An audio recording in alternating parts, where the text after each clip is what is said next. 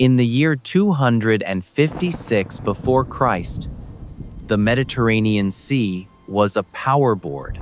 Two giants observed each other with suspicion from opposite shores. Rome, a young and ambitious land republic, and Carthage, the old naval colossus of North Africa, master of trade routes and winds.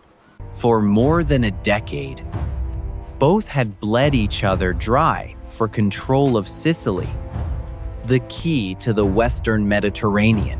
However, what was to come would surpass any previous war, one of the greatest naval battles of antiquity. The Battle of Cape Ecnomus.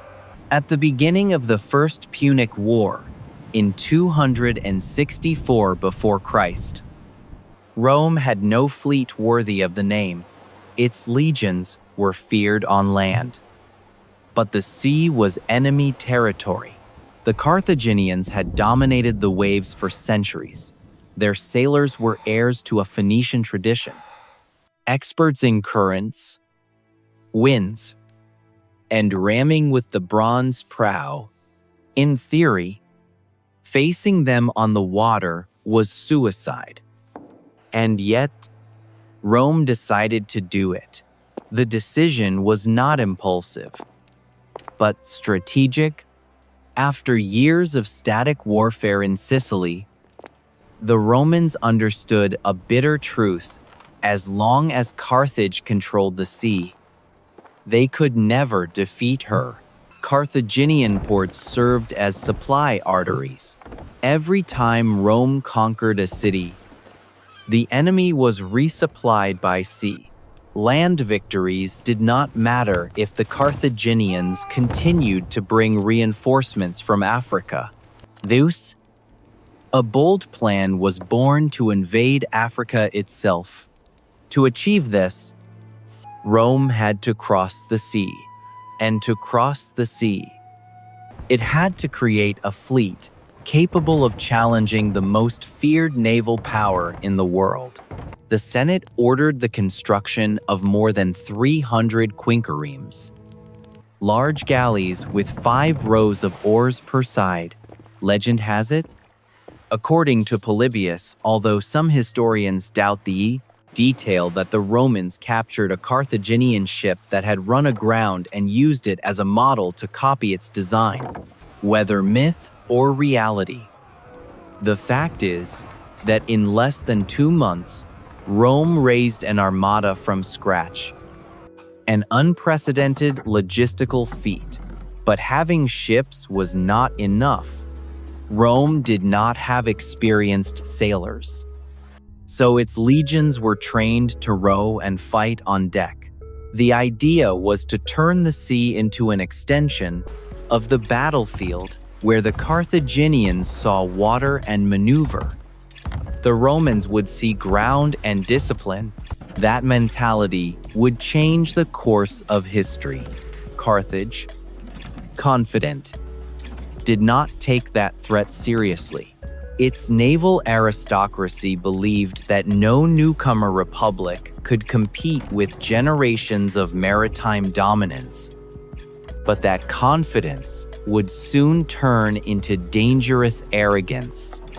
In the spring of 256 before Christ, 2 Roman consuls, Marcus Atilius Regulus and Lucius Manlius Vulso, set sail from Sicily in command of a fleet of more than 330 warships and around 140,000 men, including sailors and soldiers. Facing them, the Carthaginians gathered an even greater force, more than 350 ships under the command of Hamilcar and Hanno. The clash was inevitable on the southern coast of Sicily, near Cape Ecnomus. The 2 armadas sighted each other. The sea was covered with sails and oars. From the nearby hills, fishermen could see how the horizon turned. into a wall of wood and bronze. It was the largest naval confrontation ever seen in the ancient world. But Rome had not only brought ships, it brought a new idea. A machine that would transform warfare at sea. The corvus, a rotating wooden bridge with an iron spike in the shape of a claw. An invention that would turn galleys into floating fortresses and that, in a few hours, would demonstrate that innovation could be more powerful than tradition. Dawn over Cape Ecnomus brought a tense silence. On the horizon, the Carthaginian hulls shone under the sun like a living wall. In front of them, the Romans formed an unprecedented figure in naval history, a giant wedge. At the vertex, the two consuls commanded the offensive. Behind them, a second line protected the transport ships loaded with horses, weapons, and provisions. Rome had built its fleet as if it were a legion on water order. Rigidity and purpose. Hamilcar, a veteran Carthaginian admiral, observed that formation with a skeptical smile. He knew his advantage was mobility. The Punic quinqueremes were lighter and faster, powered by expert rowers. His plan was classic and lethal: to feign a retreat in the center, lure the Romans into the open sea, and envelop them with extended flanks. Was the perfect tactic in theory. When the first oars began to move, the sea roared like a beast. Drums marked the rhythm, and bronze rams advanced like spears. The battle began. The Carthaginian center gave ground. Fulfilling the plan, the Romans advanced with fury, believing victory was within reach. But what Hamilcar had not foreseen was the new instrument of war that Rome had brought with it, the corvus, a rotating walkway of about 12 meters, which hung from the main mast. At its lower end, there was a sharp iron hook, heavy as a battering ram. When an enemy ship approached, the Romans let it fall violently, driving the iron into the rival deck. Thus, the two ships were joined, and the legionaries crossed the bridge with shields and gladii in hand. The combat was no longer a duel of maneuvers, but a hand-to-hand assault. Carthage had bet on speed. Rome had decided to anchor the battle on strength. The first impact was devastating, according to Polybius. The Carthaginian ships launched their charge confidently, but as they approached, they were caught by the corvus like prey in a trap. The Romans, trained on land, fought on the planks as if they were on firm ground. Within minutes, the veteran sailors of Carthage were overwhelmed by legionary discipline. The decks became an extension of the Roman forum, each step a conquest. The Carthaginian center broke sooner than expected. Smoke signals became confused. Oars clashed, and orders did not arrive. What should have been a controlled retreat transformed into a chaotic flight. Seeing the disorder, the Romans redoubled their advance, pushing beyond the safe point. Hamilcar tried to close the trap with his lateral wings, but it was too late. The center had collapsed. Meanwhile, in the rear, the Roman transports, slow, heavy, and loaded with the hope of an entire invasion, were left vulnerable. Anno, in command of the Carthaginian squadron on the right flank, saw his opportunity. He turned his ships toward the weakest Roman line and launched a fierce attack. If he managed to sink those vessels, Rome's African campaign would end before it began. Roman sailors cut the ropes that tied them to the transports to regain mobility.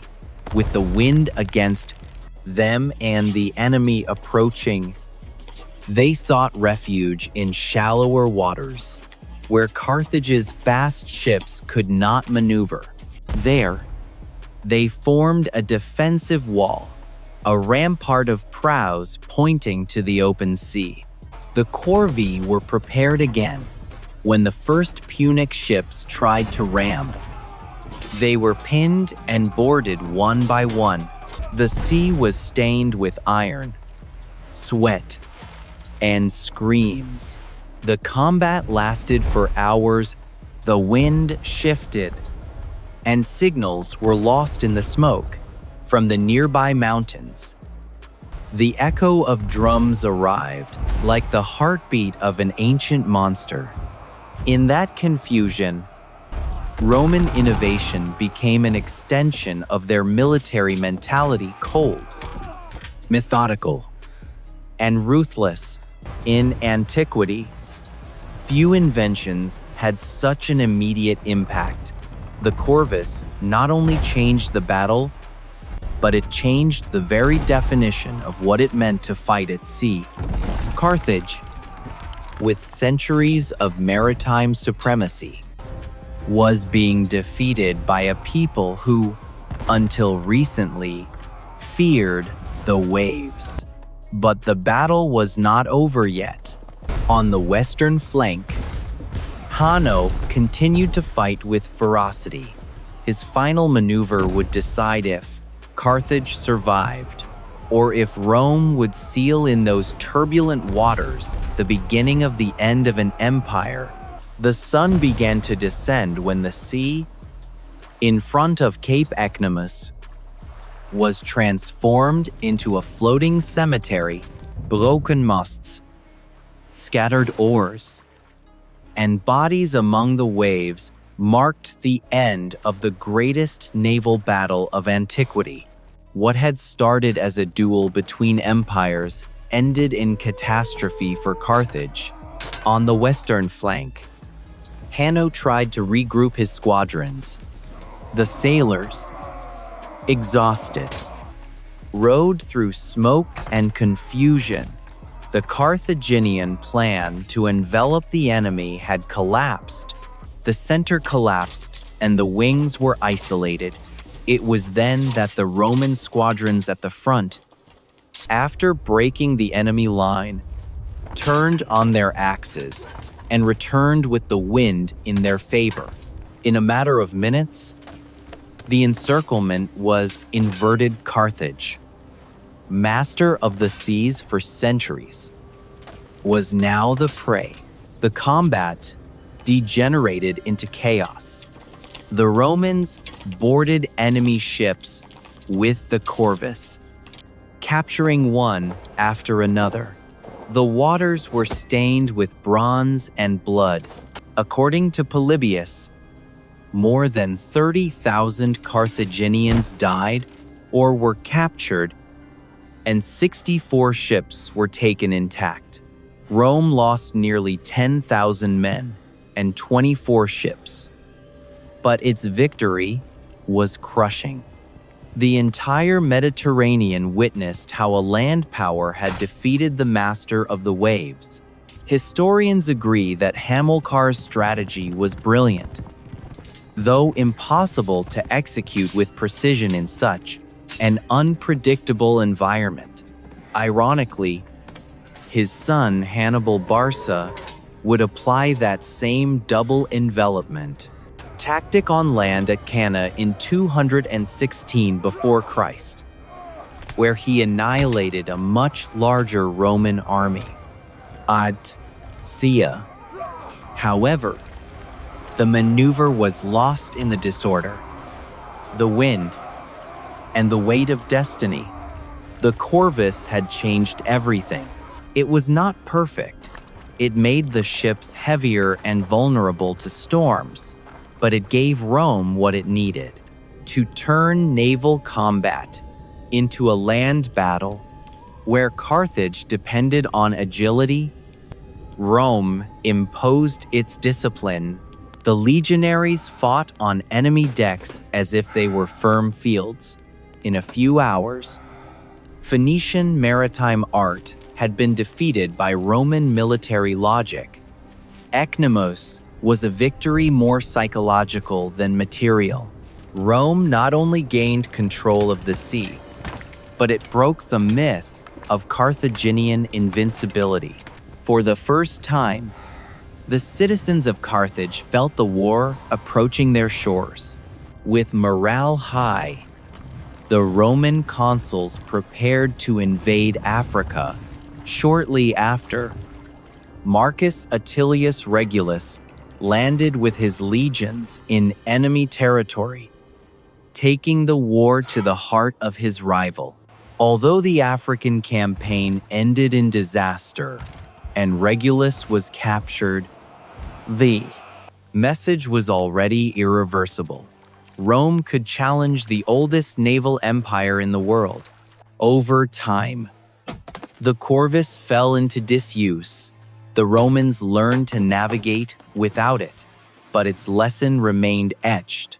Victory is not born from experience, but from adaptation. Each previous defeat had taught Rome to build chope and overcome. That mentality, more than any weapon, was its true power. Some late chroniclers claimed, perhaps out of wounded pride, that the Romans had won thanks to machines stolen from the gods. But it was not magic. It was engineering, will, and an unshakable stubbornness. From the stained waters of Cape Ecnomus, a new power emerged. Carthage had dominated the seas. But from that day on, Rome would rule the fate of the world. If this story about the Battle of Ecnomus showed you how a single idea can change the course of empires, subscribe to Imperium Total to continue exploring the wars and decisions that shaped the ancient world. Leave us your comment. Was the corvus a stroke of genius or an act of pure desperation? Thank you for joining us on this journey through the hidden pages of history.